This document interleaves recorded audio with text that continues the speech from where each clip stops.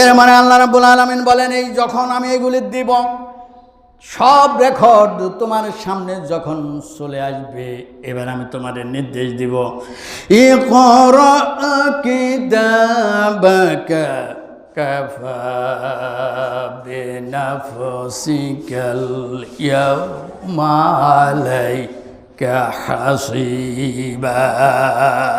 তোমার আমলনামা এবার তুমি পড়ো। তোমার কাছে যে কিতাব এসেছে, যে আমলনামা এসেছে, যে খতিয়ান এসেছে, এইগুলো তুমি পড়ো। আজকে তোমার বিচারের জন্য, তোমার রায়ের জন্য তুমি নিজেই যথেষ্ট। এগুলি ভরে ভরে তুমি দেখো, এগুলি তুমি কি শাস্তির যোগ্য না তুমি পুরস্কারের যোগ্য, তুমি কি জাহান্নামের যোগ্য না না তুমি জান্নাতের যোগ্য, এটা তুমি আজকে দাও। এটা দুই ভাগে আছে। এই যে তোমার কর্মের ফলাফল, এই কর্মের ফলাফল, এইভাবে তোমার সামনে আজকে সব কিছু রেকর্ড আছে। তুমি এগুলি ফলে দেখো। ও বান্দা, এবারকে তুমি শোনো, তুমি কি জানো না, ওয়ামান আহসানু দীনা, বান্দারে আল্লাহর জীবন বিধানের চাইতে কার জীবন বিধান উত্তম? আল্লাহ যে জীবন বিধান দিছে, যে কোরআন আমাদেরকে দিছে, এই কোরআন তুমি মানবা, তোমার পরিবারকে মানাইবা, তোমার সমাজকে মানাইবা, তোমার রাষ্ট্রকে মানাইবা। এত সুন্দর জীবন বিধান আল্লাহ রাব্বুল আলামিন দেওয়ার পরে তুমি ব্যক্তি মানুষের গড়া চেতনা চাও, তুমি ব্যক্তি মানুষের আইন চাও, মানুষের জীবন বিধান চাও। তোমার মতো কপাল ফোড়া মানুষ আরেকজন নাই। আল্লাহ দিয়া দিছে তোমার সব কিছু।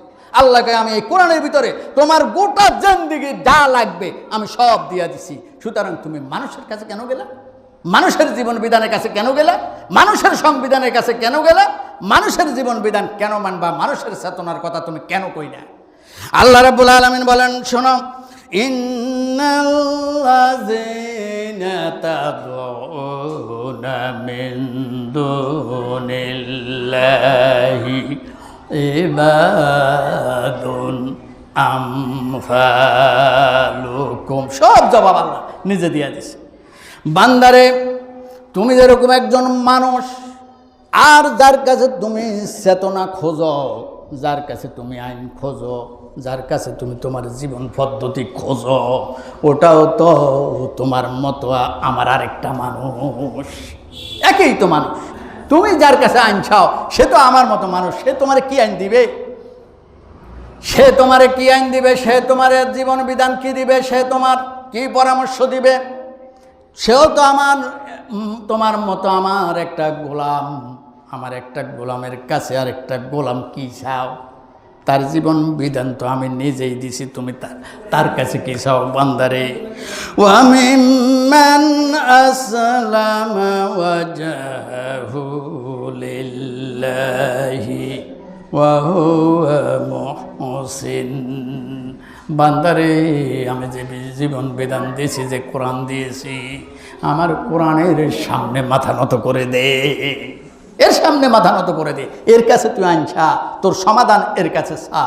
সব সমস্যার সমাধান দিতে পারে আল কোরআন। কোরআন সব সমস্যার সমাধান এখানে আছে। তুই কার কাছে কি চাস? যারা আমার কোরআনের সামনে, আমার সামনে মাথা নত করে দেবে, তারাই হলো একমাত্র খাঁটি লোক, নিষ্ঠাবান লোক, তারাই হলো জান্নাতি লোক। এবার আল্লাহ রাব্বুল আলামিন বলেন, বান্দারে শোনো, ইয়া আইয়ুহাল্লাযীনা আমানু কু আনফুসাকুম ওয়া আহলিকুম নারা। শুধু তুমি বাঁচতে হবে না, তোমার পরিবার পরিজনকেও বাঁচাতে হবে জাহান্নামের আগুন থেকে। আমরা তো অনেক সময় ব্যক্তিগত আমলে বিশ্বাসী। আমার পরিবার পরিজন দিকে আমার কোনো খবর নাই। আমার মেয়েকে কিভাবে চলে আমার সেই দিকে ভ্রুক্ষেপ নাই। আমার ছেলে কিভাবে চলে সেই দিকে আমার পরামর্শ নাই। আমার ফুতের বউ কিভাবে চলে সেটা আমার দেখা নাই। আমার স্ত্রী কিভাবে চলে সেটাও আমি জানতে চাই না। আমি নিজেই দরবেশ, নিজেই আমি বড় আল্লাহর আবেদ। লা রহবানিয়াতা ফিল ইসলাম, ইসলামে কোনো বৈরাগ্যতাবাদ নাই। আপনি বসে বসে শুধু ইবাদত বন্দেগী করবেন, খানকায় থাকবেন, এটা ইসলাম নাই। ইসলাম হলো রোডে গেলে কি ব্যক্তি চিনবেন আপনি রোডে, ব্যক্তি চিনবেন আপনি মাঠে।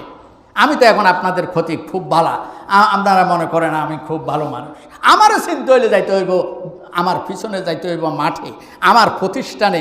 আমি কি প্রতিষ্ঠানের ডিউটিটা ঠিক মতন করি কিনা, আমি কি আমার ছাত্রদেরকে ঠিক মতন পড়াই কিনা, আমি কি সরকারের যেই নিয়মগুলি আমি মানে কিনা, আমি মাঠে যেই কাজগুলি করি এগুলি আমার শরীরের মতো হয় কিনা, এইগুলি দেখিয়ে না আপনার আমারে বলবেন যে আমি দরবেশ, আমি আল্লাহ। আপনি এমনি কত গাগা দিলে কনে এই বেটা আল্লাহওয়ালা হয়ে গেছে, তসবি এক ছড়ালো হাঁটলে আপনি কনে বেটা আল্লাহওয়ালা হয়ে গেছে। ঠিক আছে না কথা? এখন আমরা যে ওই যে আমাদের খাদ্য ধরে যে তারা এটা করে কী কয়, ওই যে তারা দোকানে দোকানে বেদাল খাদ্য চায়, এই জায়গায় কী কয় দেন না, ধরা যেতে হলে। আরে কী সম্ভব, কালকে দেখছি একজনের 5,50,000 টাকা জরিমানা করছে এক ব্যবসায়ী। এই বেশি, এই প্রথম এত বেশি আর কারো জরিমানা করে না। 5,50,000 টাকা জরিমানা করছে।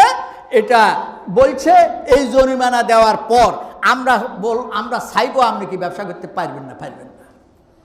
চিন্তা করেন কি সুন্দর মানুষ, সেও তো মানুষ, দাঁড়িগুলি লাল, কপালে আপনার এই কি জানি দাগ ফালাইছে নামাজ পড়তে পড়তে, এরপরে হজ করে প্রতি বছরই হজ করে, জায়গাতে কোনো জিনিসের অসুবিধা নাই, কিন্তু ব্যবসায় 2 নম্বরই চালায়।